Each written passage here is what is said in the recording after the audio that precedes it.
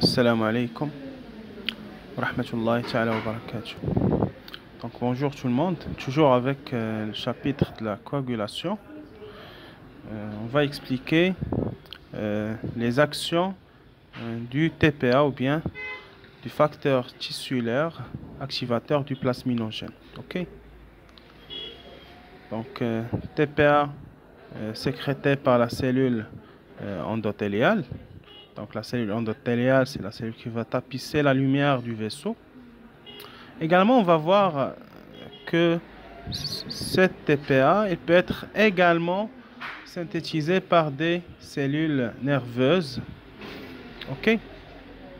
Pour le moment, on va supposer que cet activateur tissulaire du plasminogène est synthétisé par les cellules endothéliales. Ok. Donc, première action qu'on cherche ou bien qu'on recherche dans l'industrie pharmaceutique, c'est l'action de la fibrinolyse. Donc, une fois le caillot est formé, à peu près G+2, ça veut dire 2 jours après le saignement. Donc, après, il doit y avoir une lyse, du caillot de fibrine. Donc, c'est une lyse physiologique. C'est au niveau vasculaire. On dit c'est une action fibrinolytique. Action fibrinolytique, ça veut dire c'est la lyse du caillot de fibrine. On met le point sur, on va dire que ce TPA il va agir directement au niveau des filaments de fibrine. Parce que ici, c'est un petit peu simplifié. Là, on a les filaments de fibrine. Ils sont attachés aux thrombocytes, qui sont les plaquettes. Là, c'est une protéine de liaison. C'est un facteur, qui est attaché au collagène. Le collagène, c'est une protéine fibreuse. Donc, première action recherchée, c'est l'action fibrinolytique. Par exemple, dans le traitement des accidents vasculaires cérébraux, on pourra administrer des dérivés du TPA. Les dérivés du TPA, on pourra les traiter dans une vidéo à part. Les dérivés du TPA, par exemple, je vais donner l'exemple. Là, devant moi, il y a RTPA, RPA, TNKPA. Ce sont des dérivés du TPA. Brièvement, on va dire, ils ont une action de recombinaison génétique. Ils ont une action sur le gène qui va coder pour le TPA. Donc, on revient sur les actions du TPA. Deuxième action qui est neurotoxique. Action de toxicité nerveuse. TPA peut également, on pense qu'elle peut également altérer la barrière hémato-encéphalique. Cette barrière qui est composée par des cellules nerveuses, également des cellules telles que les astrocytes. Ce sont des cellules gliales. Donc, on suspecte que cet activateur tissulaire du plasminogène peut également altérer cette barrière hémato-encéphalique. Le mécanisme, le modèle physiologique, je vais le présenter brièvement.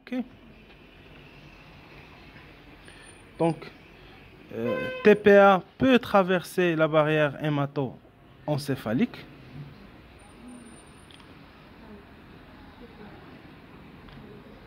Et on va avoir une interaction avec les LDL, Low Density Lipoproteins. Les LDL sont les lipoprotéines d'une densité basse et qui sont très proches de la paroi vasculaire.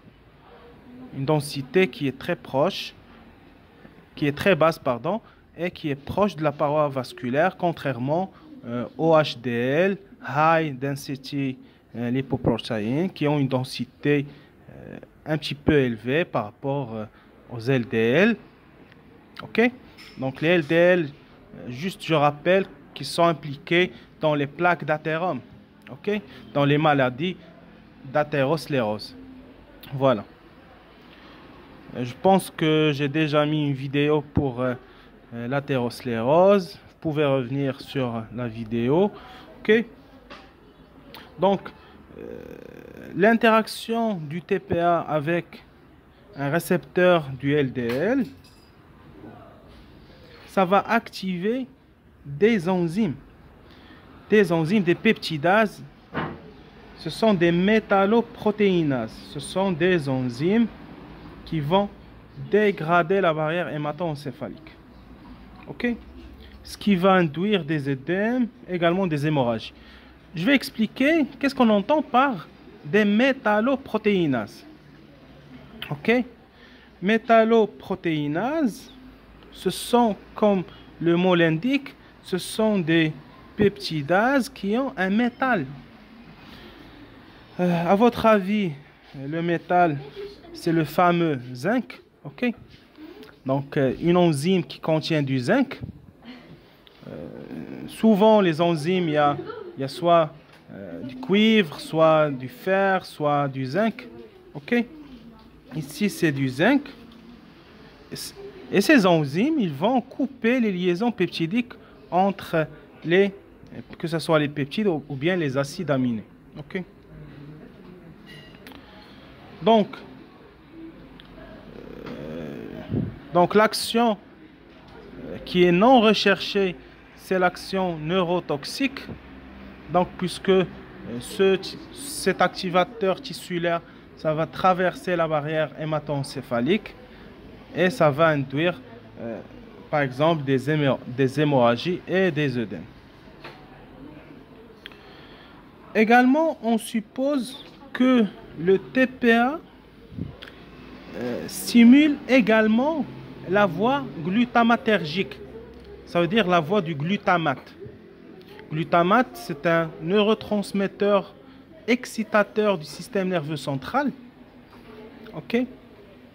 C'est un neurotransmetteur excitateur.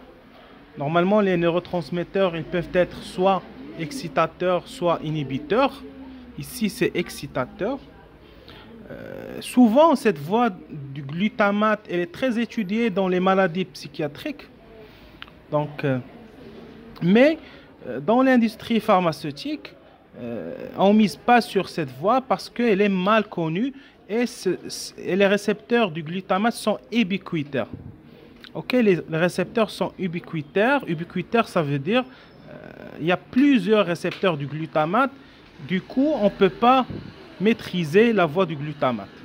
Également, la voie du glutamate, c'est une voie qui mène vers la toxicité, la voie du calcium. Parce que une augmentation de la signalisation du glutamate au niveau cellulaire, ça donne une augmentation du calcium, une hypercalcémie intracellulaire.